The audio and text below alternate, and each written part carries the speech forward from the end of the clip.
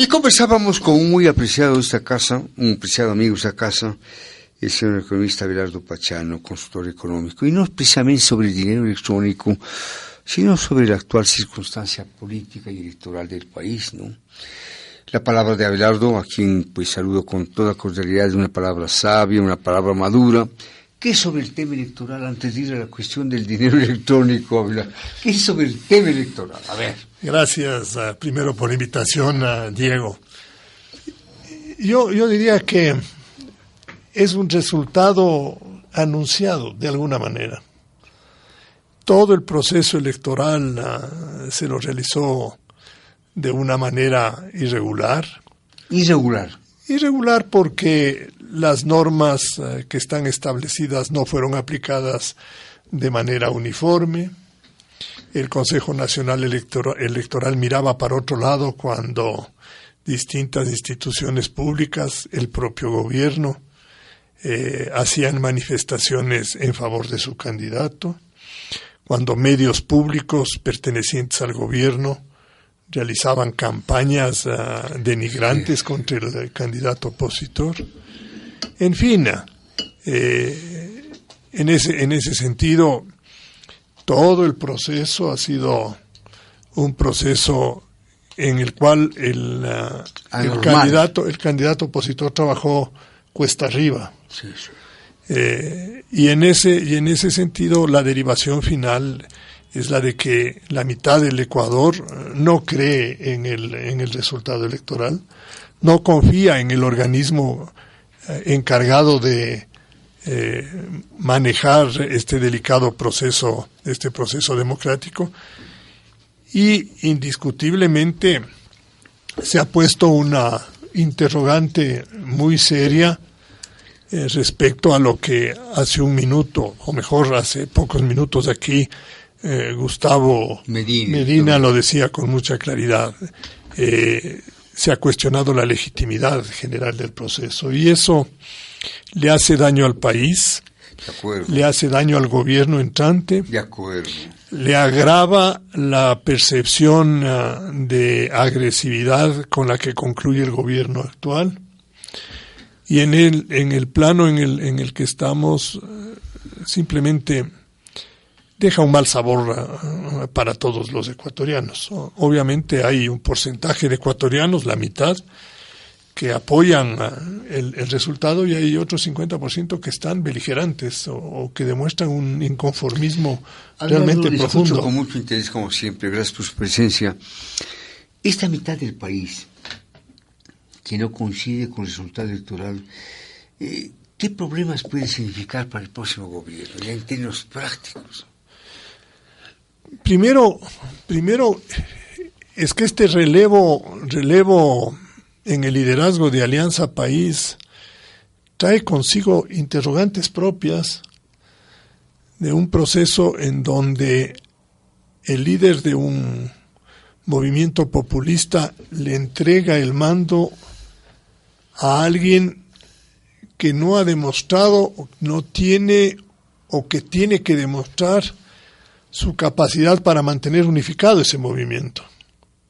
Una cosa es Alianza País, gobernada y dirigida por Correa, y no sé qué sea Alianza País gobernada o dirigida por Lenín Moreno. Son dos dirigentes políticos de características personales distintas. Sí, sí. El uno con una manifiesta inclinación hacia la imposición arbitraria de su punto de vista, al mantenimiento de un estado de tensión nacional, a una agresividad inclusive a momentos injustificada, a un poco afán de consensos, mientras el otro, en las funciones en las que ha estado él llevando adelante sus responsabilidades, ha tratado de demostrar una personalidad, sí, de un talante más dialogante, pero que desde hace 15 días, en sus primeras presentaciones como, yo diría así, presunto presidente electo, porque todavía no no se lo puede llamar como tal mientras no concluya el proceso de escrutinios,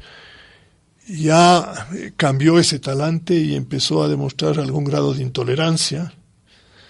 Cuando a un periodista le pidió respeto, cuando el periodista simplemente se refirió a él con el título profesional que ha alcanzado en la Universidad Ecuatoriana. Entonces, en ese plano está por verse muchas cosas, verse ese liderazgo. Segundo, ver la capacidad que tenga en poder llevar adelante un programa que sea coherente, un programa en donde se puedan hacer giros necesarios para poder salir del atolladero, si es que queremos darle algún tipo de calificativo, del atolladero económico y político en el que estamos viviendo.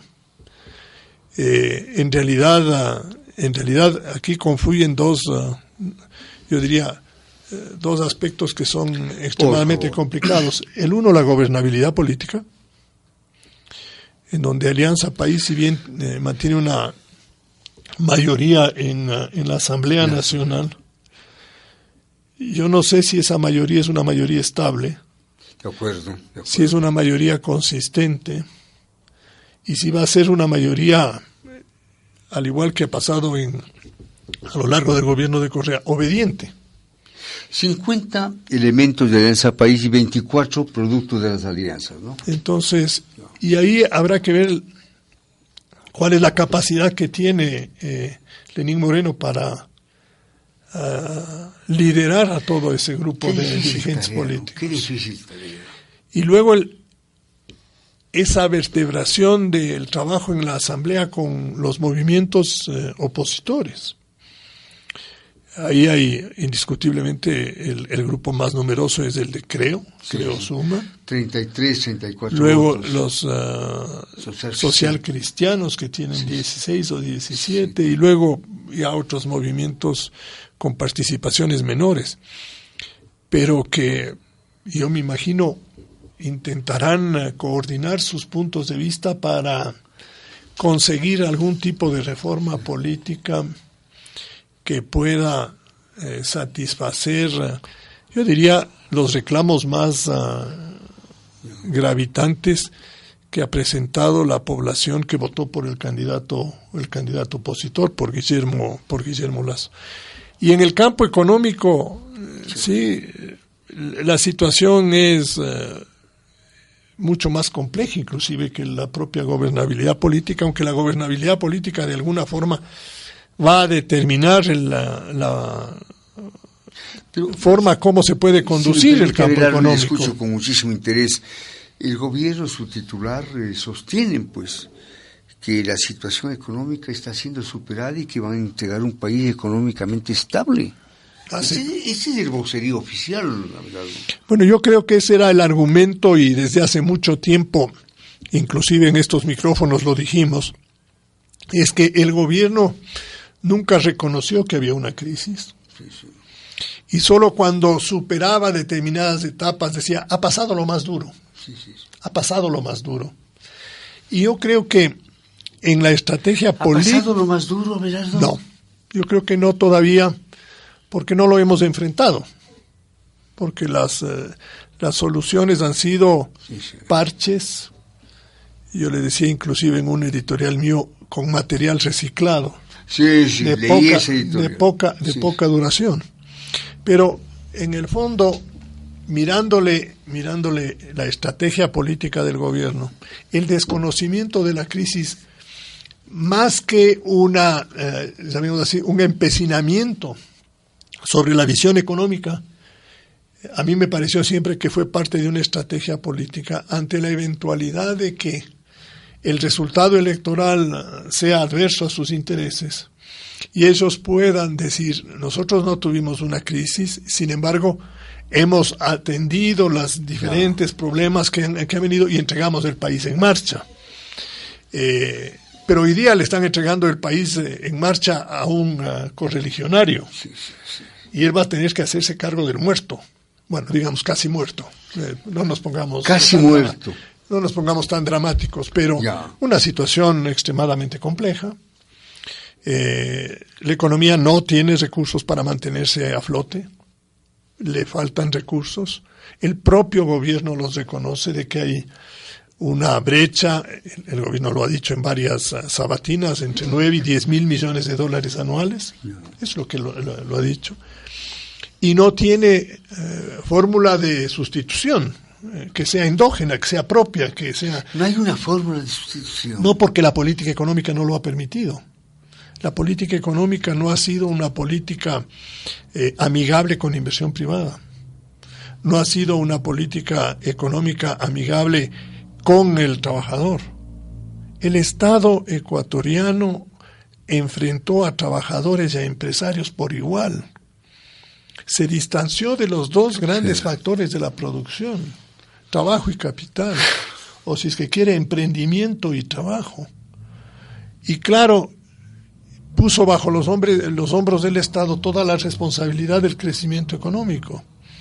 Y también lo dijimos en estos micrófonos hace muchísimo tiempo, de que el día en que al Estado ecuatoriano le dé un resfrío, la economía va a tener pulmonía, porque tenemos una dependencia tan brutal en lo que le pasa al Estado, que llegó a representar en términos proporcionales el 44% de lo que produce el Ecuador, que ahora no puede sostenerse ese 44% y consecuentemente se está achicando la economía ecuatoriana. Y tiene que achicarse más si no encontramos una manera alternativa de sustituir esos recursos que dejaron de venir al Ecuador de manera, yo diría, normal y natural, como era producto de las exportaciones de los principales bienes que colocamos en los mercados internacionales. Entonces, la solución del gobierno ha sido endeudarse y endeudarse y endeudarse y endeudarse.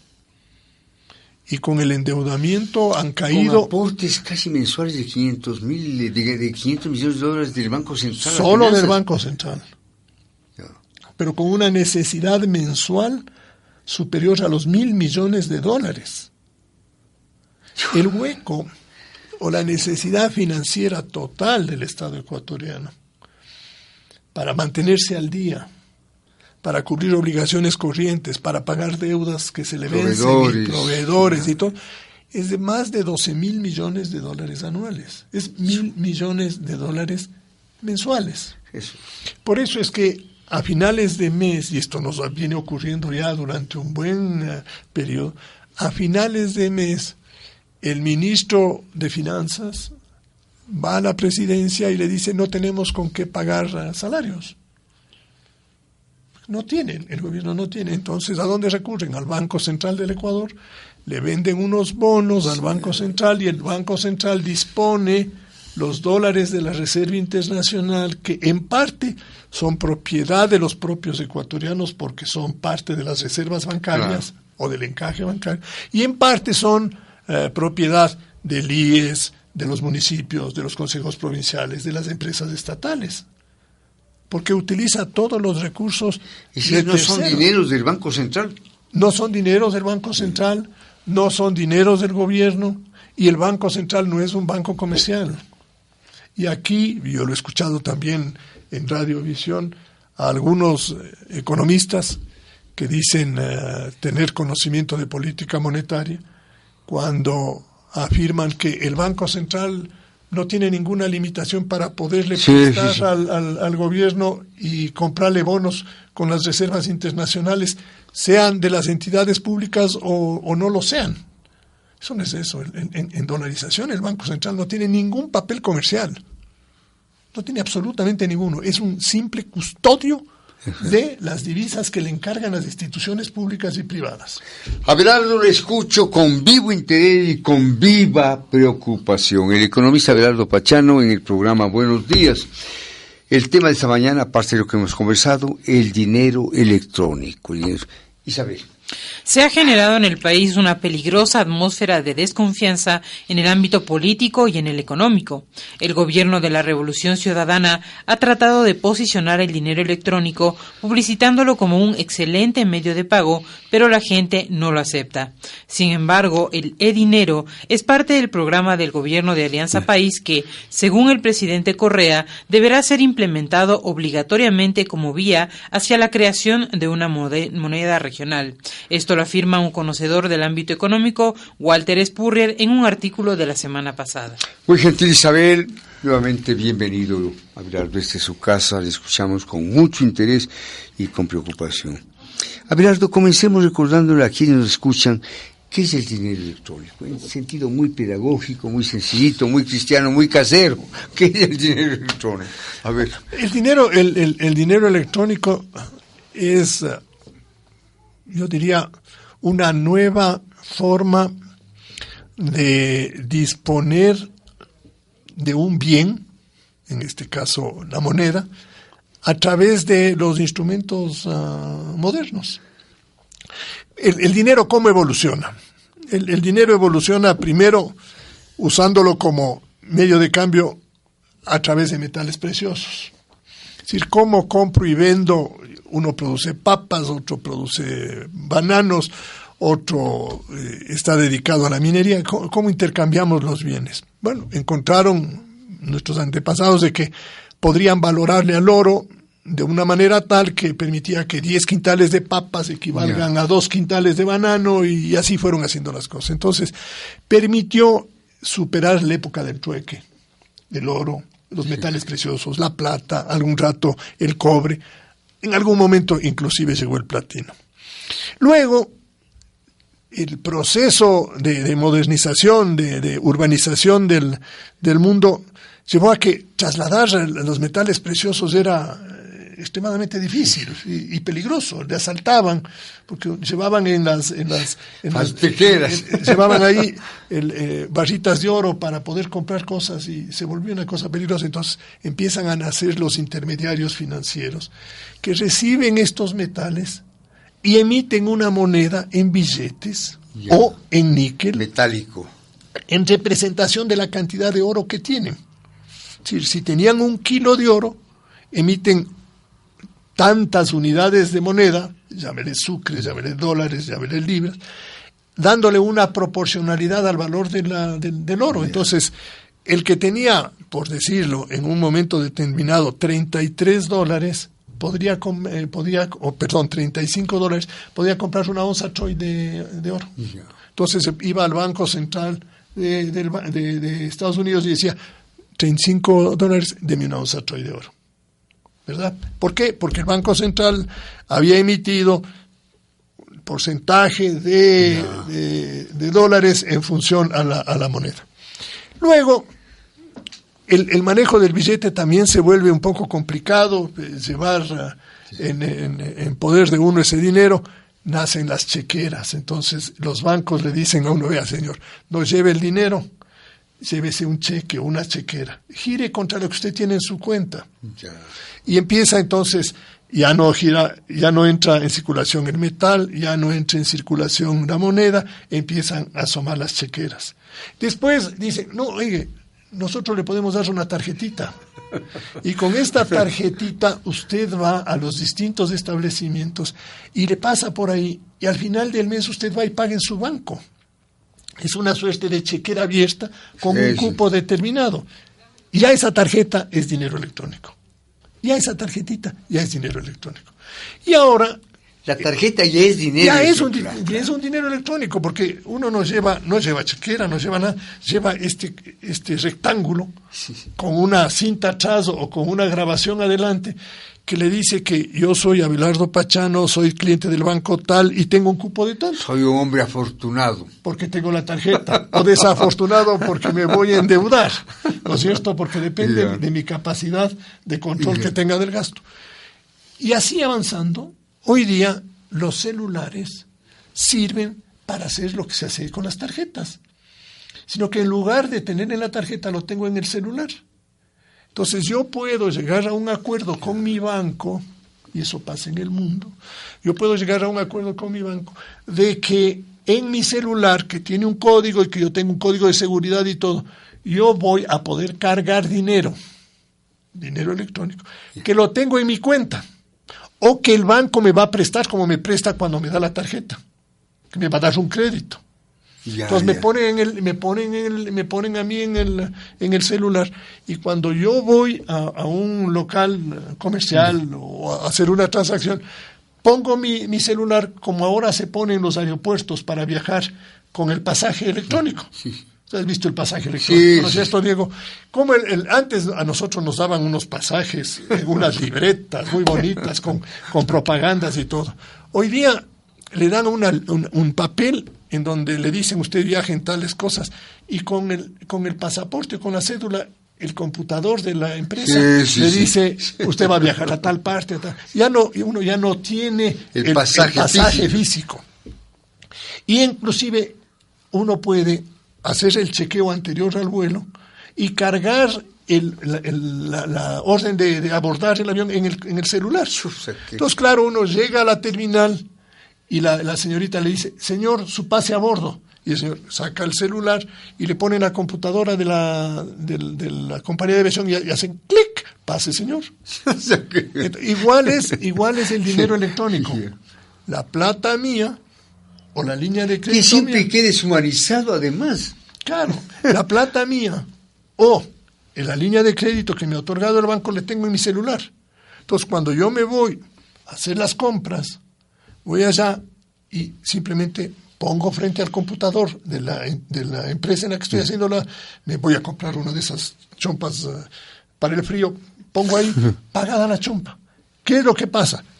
Del celular mío pasa al computador del banco, y en el computador del banco en línea, ¡pim!, instantáneo, me debitan el valor del saco o me cargan a la cuenta por pagar para fin de mes. Eso es dinero electrónico. Eso es dinero electrónico.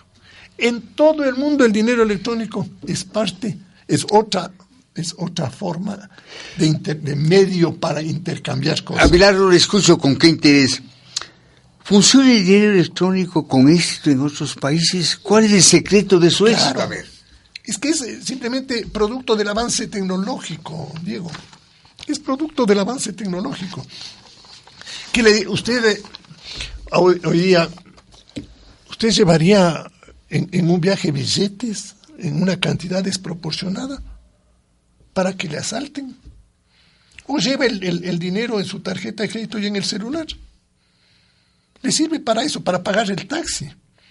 En los Estados Unidos usted paga el taxi con el celular. Sí.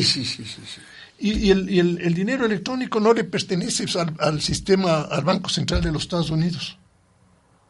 Es del sistema privado, porque es otro medio de pago, otra forma de realizar transacciones normales. A alguien en el gobierno que está acabando, hace algunos años, se le ocurrió decir que el dinero electrónico era una facultad exclusiva del Banco Central, porque con el dinero electrónico se emite moneda. Perdóneme, pero es un barbarismo técnico. En dolarización el Banco Central no puede emitir. Está prohibido de emitir, porque el dólar no es moneda nuestra. El Banco Central no puede emitir. Y las moneditas esas que no tienen nombre, esas que tienen ahí unas figuras que cuando están en el exterior a uno le preguntan, oye, ¿y esto qué es? ¿Esto qué? 25 centavos, ¿de qué es esto? 25 centavos de algo. Se llega como una curiosidad. Claro, estas moneditas, de acuerdo con la ley, para que emitan estas, para que acuñen estas en el Banco Central, el Banco Central tiene que tener en su caja la misma cantidad de dólares, billetes líquidos, porque si no sería emisión, pues. Claro. Y nosotros no podemos emitir eso. Ahora, Abelardo, ¿por qué los temores ciudadanos ante el dinero electrónico como medio de pago que reemplazaría las tarjetas de crédito y débito? ¿Por qué? A ver, no es que reemplazarían. El dinero electrónico va a convivir, si es que se lo maneja dentro de, yo diría, de la lógica natural de evolución de los mercados monetarios, el dinero electrónico va a convivir con las tarjetas, va a convivir con las chequeras, va a convivir con los billetes, va a convivir con la moneda metálica. Todos esos son dinero. Toditos esos son dinero. Inclusive va a convivir con las transferencias. Va a decir, toda, yo diría, forma que nosotros encontremos para facilitar la vida de los ciudadanos en el plano económico será bienvenida, pero que sea legítima. Entonces el dinero electrónico en el mundo es, yo diría, pan de todos los días. Pan de todos los días. No es un invento ecuatoriano, no es un invento suizo, no, es producto de la evolución tecnológica natural del mundo. ¿Acá ha llegado un poco tardíamente? Acá estaba, hace muchos años, estaba en proceso de salir el dinero electrónico. Se le llamaba la billetera electrónica, se le iba a dar distintas denominaciones, y se estaba, digamos, programando un sistema de asociación entre las compañías de celulares y el sistema financiero ecuatoriano para que puedan realmente uniformar procedimientos y se puedan optimizar los celulares. Hoy día los celulares sirven de calculadora, los celulares sirven de medio de comunicación, de cámaras fotográficas, de archivos, de una serie de cosas, ¿no es cierto? Y también portadores de dinero. Abelardo, ¿por qué la banca privada mira con prevención al dinero electrónico? A ver. ¿Cuál es el problema de fondo en la concepción del dinero electrónico en el Ecuador? La concepción nace de esta, yo diría, malhadada interpretación del gobierno de creer que el dinero electrónico es un medio exclusivo de propiedad del Estado por medio del cual se va a emitir moneda. Y eso es falso. El Ecuador no puede emitir moneda. El dinero electrónico en el mundo es un instrumento general de transaccionalidad. Y yo diría, la creación de este mecanismo con el carácter yo diría, monopólico en el Banco Central, tiene un riesgo muy grande. Y eso es el problema central de los temores que existen en el Ecuador. ¿Cuál es el riesgo? Y es de que sirva como un instrumento de financiamiento del déficit fiscal. Ya hemos visto, y hablamos hace un momento, de que el Banco Central se convirtió en uno de los principales acreedores del Estado ecuatoriano a lo largo de los últimos 3 años, porque se iniciaron unos préstamos... Acreedor y financista. Por eso, acreedor. El Banco Central es un acreedor, es un financista del gobierno. Desde hace 3 años, los presidentes del Banco Central, el actual ministro de Coordinación Económica, el señor Martínez, decían que estos eran unos préstamos de cortísimo plazo que le iban a dar al gobierno para salvar el bache de caja que tenía. Bueno, el bache de caja ya dura 3 años y cada día es más grande. Empezaron con una operación de 300 millones y hoy día tenemos, mal contado, 5.800 millones. Y de los 5.800 millones, más de casi 5.000 millones son bonos a largo plazo. Y algunos al 2% de interés, es decir, hasta con subsidio al Estado. De tal manera que el Banco Central se convirtió en una caja del gobierno y ha estado utilizando los recursos que le depositan las instituciones públicas y los bancos privados. Entonces, cuando uno ve el activo, en dónde están las cosas que le han depositado, uno se encuentra que una parte es caja y la otra parte son bonos del gobierno. Entonces, si el dinero electrónico lo utilizan para ayudarse a cubrir necesidades fiscales, el problema es que al Banco Central, o en el Banco Central se van a crear más obligaciones sin que tenga el contravalor en dólares depositado. Yo tengo una pregunta. ¿Tiene el Banco Central respaldo en dólares para el e-dinero? No. A ver. Teóricamente debería tenerlo, sí. Voy a ser más preciso en mi respuesta. De acuerdo con lo que dicen las normas actuales, sí debería tener. Y por los montos que están ahí, no es un problema hoy día. Son, si no me equivoco, 8 millones de dólares en dinero electrónico, dentro de una masa monetaria de más de 30.000 millones de dólares. No es algo que a uno le pueda quitar el sueño, no. Pero el día en que lo quieran masificar, por ejemplo, para pagar salarios a los empleados públicos o para pagar el bono de desarrollo humano, ahí sí la cosa se pone grave. Porque el gobierno debería depositar esos valores en dólares en el Banco Central para pagar con dinero electrónico. Y en un principio el gobierno a lo mejor deposita los dólares. Y le dice al Banco Central, señor, ábrame cuentas a estos 500.000 empleados públicos y deposíteles en cada una de las cuentas 2.000, 3.000, 5.000, 4.000, 8.500 o lo que sea, a cada uno de ellos. Y aquí le entrego a usted 500 millones de dólares en billetes. El Banco Central recibe y dice, estoy haciendo una transacción absolutamente legítima. Y así es. El problema es que esos 500 millones de dólares no van a quedarse en el Banco Central, sino que luego pueden ser convertidos en bonos del Estado. Ahora, Abelardo, el dinero electrónico es un objetivo prioritario del plan de gobierno de Alianza País y el licenciado Moreno tendrá que ponerlo en marcha, como lo ha dicho el presidente Correa, para ir hacia la creación de una moneda regional. ¿Implica esto la desdolarización? A ver, yo creo que para usar una frase de Simón Pachano, la dolarización es una línea roja del gobierno. Yo, desde mi punto de vista, la dolarización tiene que ser cuidada al costo que sea. Al costo que sea, porque el daño económico y político que puede traer su eliminación es incuantificable. Es incuantificable. Por eso es que, y aquí vale volver a recordar también temas que hemos estado conversando aquí, Diego, y es, ¿por qué Grecia no salió del euro? ¿Y por qué, en cambio, Inglaterra sí puede salirse de la Comunidad Europea? Porque Inglaterra nunca entró al euro. Exacto, sí. Mantuvo la libra, ¿no? Mantuvo su libra. Sí. Entonces puede separarse, no tiene problema.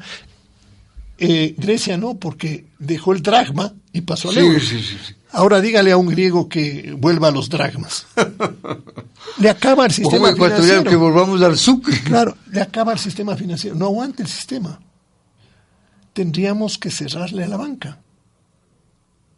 Entonces, es una línea roja para el gobierno. Entonces, pensar en desdolarizar, Diego, es un suicidio político y es un suicidio económico.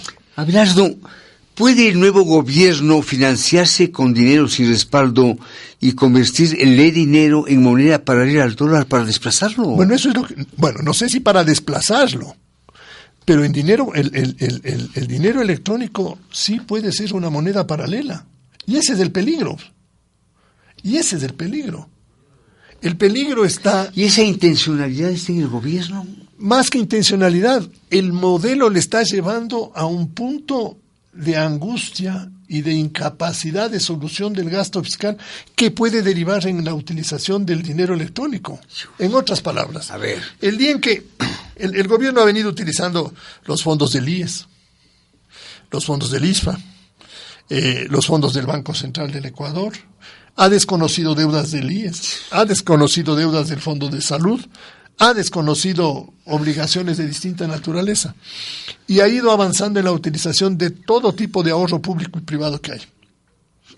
Por eso es que hoy día nosotros, cuando hacemos las cuentas de la deuda pública, y por aquí tengo un cuadrito, Diego, ya. A mí me gusta Me gusta ver, y le voy a enseñar un cuadrito que yo tengo de deuda. Y veo que utiliza el color rojo con profusión. Utilizo el rojo, el verde, el azul. Yo estaba haciendo unas cuentas de deuda. El gobierno dice que en sus cuentas dice que la deuda pública es casi 40.000 millones. 39.580. 40% del PIB. Pero no cuenta, dice, no es deuda, los bonos que tiene comprados del Banco Central, los CETES que tiene comprados del Banco Central, los títulos que emite el Banco Central, los CETES que están colocados en el mercado porque son a menos de un año plazo, los anticipos del petróleo, lo que recibió por el campo AUCA, que es un anticipo de 1.000 millones, el préstamo del Fondo Monetario. Esos son 11.600 millones. Si yo sumo 39 o 40, 39 más 11, ya estoy en 50.000 millones. Y además desconoce 3 años de pensiones del IES, son 3.300 millones, desconoció la deuda de la salud, 1.800 millones, le debe 450 millones al ISFA, no sé cuánto le debe al ISPOL, hay una deuda flotante de 1.500 millones y se supone que Petroamazonas debe 1.000 millones, más o menos. Esos son 8.000 millones más.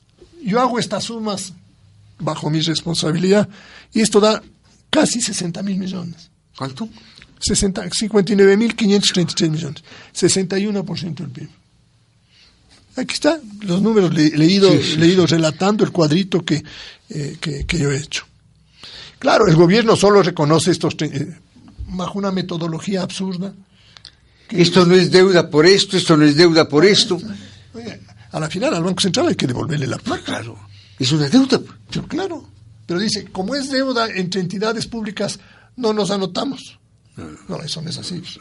Lo del IES, como es de entidades públicas, no nos anotamos. No. Yo he escuchado aquí en estos micrófonos unas explicaciones esotéricas de eso. Entonces, ¿a dónde voy, Diego? Cuando esto se agota, ya cuando no hay a dónde más irse, ya no nos prestan en el exterior, porque ya cada día nos prestan con mayores condiciones, ya en el interior ya no hay a dónde más irse, ¿qué van a hacer? ¿Cómo van a mantener el tamaño del Estado? Si el Estado necesita 12.000 millones de dólares anuales, ¿cómo van a hacer, Diego? El dinero electrónico.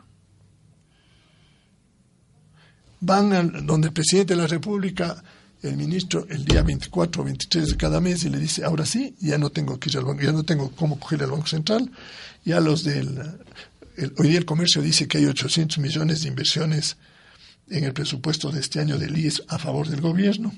Es decir, siguen utilizando todas esas fuentes. Y el rato que se acabe todo eso y le diga, señor, ya no tengo de dónde sacar más plata.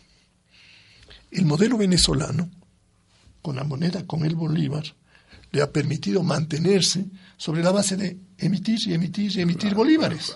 Y emitir bolívares, y emitir bolívares, y emitir bolívares. Entonces, el tipo de cambio se ha ido al diablo, para ponerle simplemente una referencia.